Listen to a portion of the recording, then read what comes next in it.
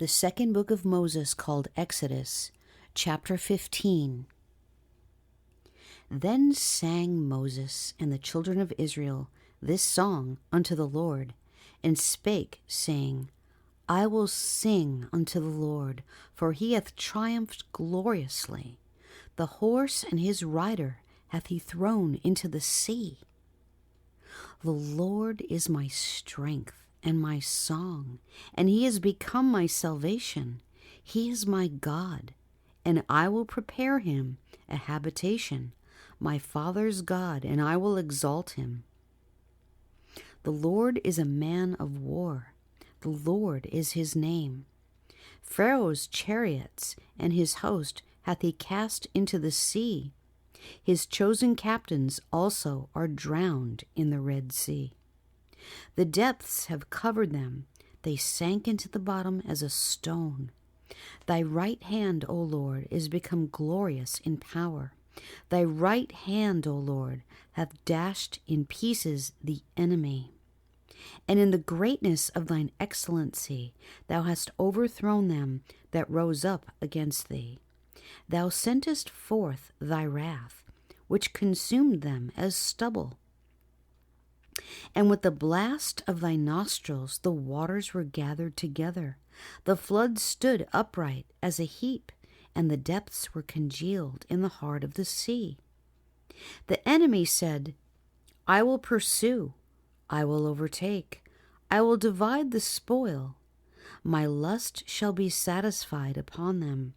I will draw my sword, my hand shall destroy them. Thou didst blow with thy wind, the sea covered them. They sank as lead in the mighty waters. Who is like unto thee, O Lord, among the gods? Who is like thee, glorious in holiness, fearful in praises, doing wonders? Thou stretchest out thy right hand, the earth swallowed them. Thou in thy mercy hast led forth the people which thou hast redeemed. Thou hast guided them in thy strength unto thy holy habitation. The people shall hear and be afraid. Sorrow shall take hold on the inhabitants of Palestina. Then the dukes of Edom shall be amazed. The mighty men of Moab, trembling, shall take hold upon them. All the inhabitants of Canaan shall melt away. Fear and dread shall fall upon them. By the greatness of thine arm they shall be as still as a stone, till thy people pass over.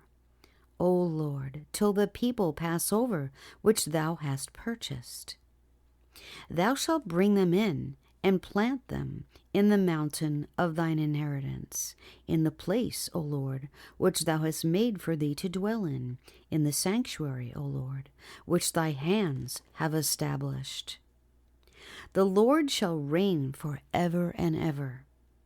For the horse of Pharaoh went in with his chariots and with his horsemen into the sea, and the Lord brought again the waters of the sea upon them.